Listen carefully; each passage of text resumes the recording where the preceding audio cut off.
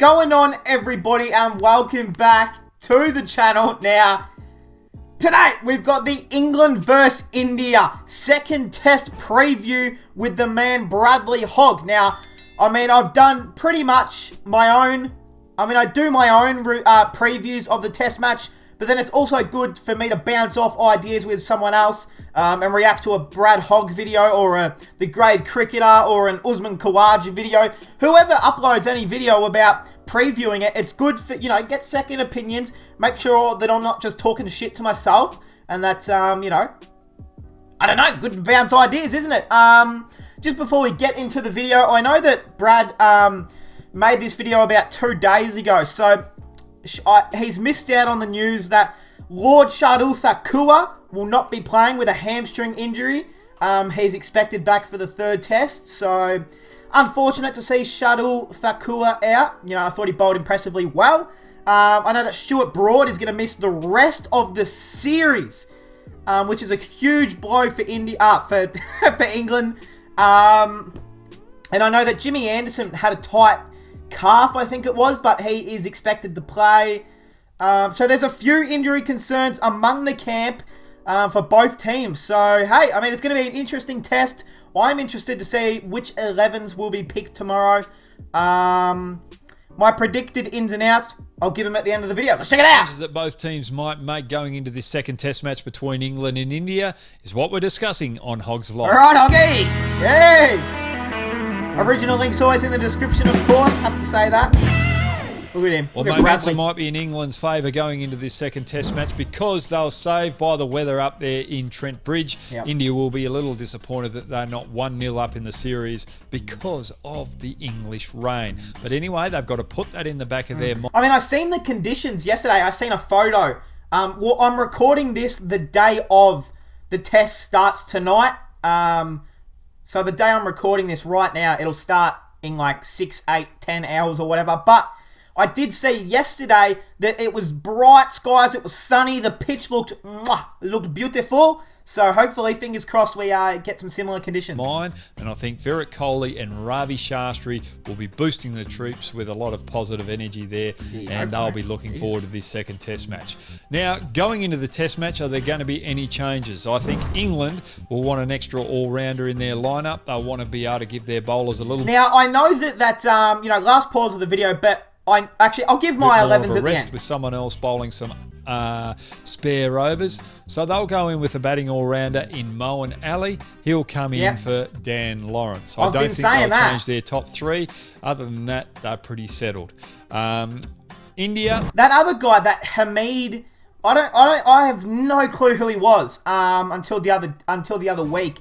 But that Hamid, or whatever his name is, will come in.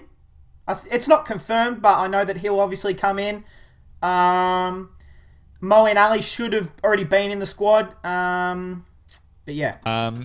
India, I don't think they'll change their 11. You're talking shit, Hoggy. No, he recorded this days before the Shardul Thakur news came out. So obviously Thakur has to come out. Who do they bring in? Probably an Ishant Sharma. Or do you bring in a Ravi Ashwin? It depends on the pitch. I seen the pitch the other day.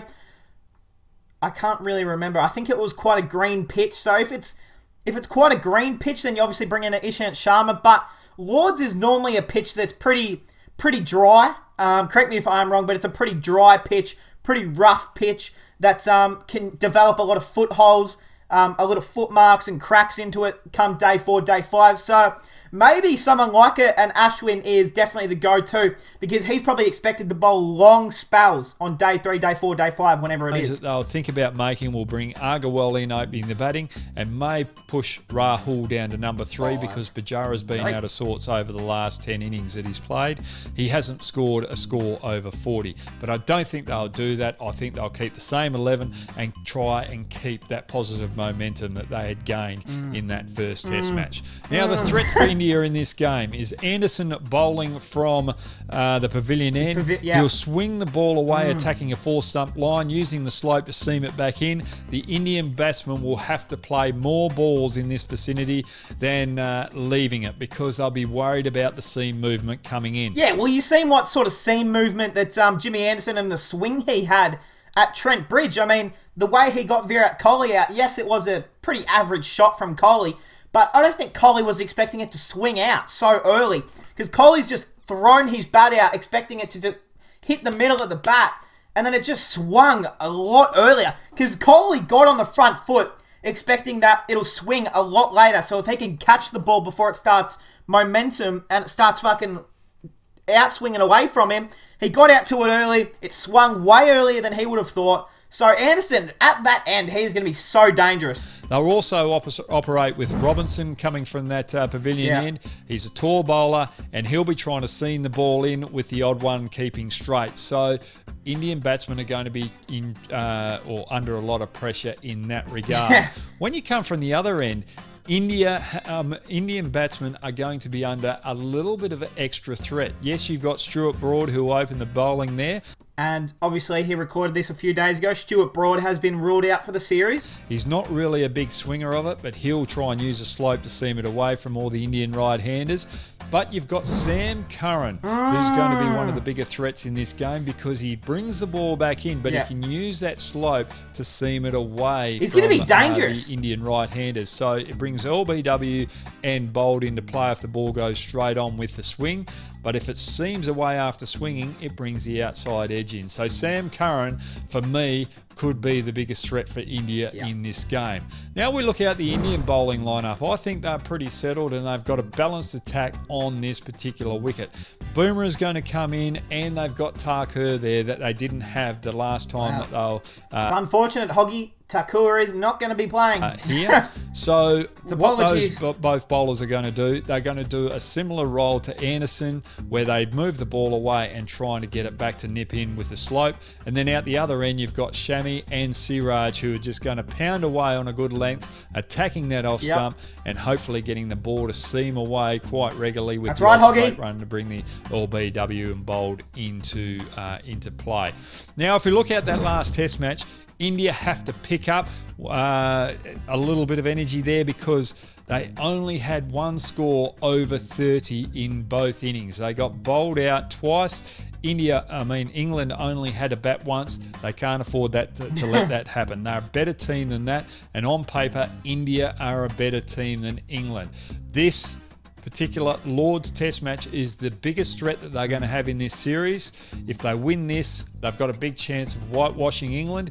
If they lose this, well, it'll create a little bit of doubt and give England an opportunity to really get on top and take the series away from India. So for me, this is the biggest matchup, or the biggest match of the series. Thanks for joining me on Hogg's. I appreciate that, Hoggy. Now, I was waiting for the Hogmeister to finish what he was talking about, but look, I mean, this test match, I'm so excited. Yes, of course, we expected India were going to chase that 157 or whatever it was on day 5 in the first test match. I said, of course they'd be disappointed, but you've got to take that energy, you've got to take that annoyance and pissed offery, and you just need to throw all that into the second test match. This test match, every test match at Lord's sets up the series. And this is going to be huge. As I've said, if England can't work out their top order, they are fucked. I said this before. I've been saying this for over almost 2 years now. England's top order is horrible. Doesn't matter if they're playing on home conditions. Doesn't matter if they're playing away. Wherever, they suck. I mean, other than Joe Root to carry them, they are no hope of making a decent score. I've been saying that. I've had people in my Instagram DMs I've had a lot of England fans in my Instagram DMs talking shit like, oh, fuck you, you just hate England. Oh, Rory Burns is a superstar. Dan Lawrence is going to save... No, he's not. Dan Lawrence is not a superstar. Burns is not a superstar. They both... not great, to be honest. I just want to go back and give my thoughts on the changes. So, let's go back. Backity back. Okay, so... Moeen Ali will obviously come in for Dan Lawrence, I would expect. Dom Sibley probably keeps his spot. I mean, this top order probably keeps their spot. Because, that Moeeb dude or whatever, what's his name? Hamid? We're looking it up, you know. Best editor on YouTube, but we won't edit this out. What's his name? Hamid. Hasib Hamid. Who is this? So he's obviously a batsman. Is he an opener? I mean, if he opens, then get him in. Is he an opener? I have no fucking idea where he plays in the batting lineup, but let's say if he can bat in this top 3, I'm getting rid of Dom Sibley. I don't rate Dom Sibley. Yes, he made about 28 off 6,000 deliveries in the other game. I mean, you can replace him with either Zach Crawley or Dom Sibley. It won't make a difference because both of these guys are going to score under 20 anyway, so it doesn't really matter. So you might as well try him out. And then, of course, Moeen Ali. I don't know why he hasn't been in the 11, or he wasn't even in the squad for the first test match, which is insane. Where is Chris Wokes? Is he injured? Like, where is he? Where's is it Ben Folkes as well, who I thought was going to be a big part of this test series? Haven't seen him at all. Wouldn't surprise me if someone like a Johnny Bairstow is dropped as well. Because, I mean, there's no one in this batting lineup that's in any good form except for Alan DeGeneres. So, I mean, they're in a bit of strife, to be honest. I just don't see any way that England win this next test match. I mean, they can prove me wrong if they choose. Obviously, they couldn't give a shit what I think. But I'm just saying, this bowling lineup is way too strong for a top order of England, especially on a Lord's pitch. I think if England bat it first again, I think they'll be all out before the second session, to be honest. I think come the end of the second session, they'll all be out, or they'll be at least 7 to 8 down, will England, if they bat first. I think the pitch is obviously going to do plenty early. I mean, if I need to have a look at the pitch, but I need to see a photo of the pitch again, because it's already been a day. The pitch can wear and tear, you never know. But hey, I mean, what changes would I make for India? I mean, obviously, Takua has to come out, so you probably bring in either an Ashwin or an Ishant Sharma, or maybe an Umesh Yadav. You can choose whoever you want, to be honest.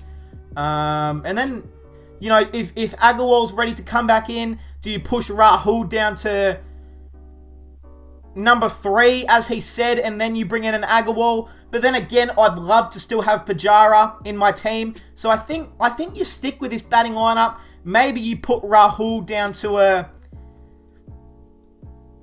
maybe you go in with the extra batsman. Maybe you maybe you get rid of Thakua, don't bring in an extra bowler. You put Rahul down to number 5, Pant down to number 6 or whatever, and then you bring in a Mayank, or whatever his first name is, Mayank Agarwal to open like they had planned. So there's plenty of options that could happen tonight. I'm excited. I'm so excited. Comment down below if you're excited, because I know everyone else is excited. Let me know what your predictions are. Hey, that is going to cap it off, guys. I hope you guys enjoyed, and I'll see you guys in the next one.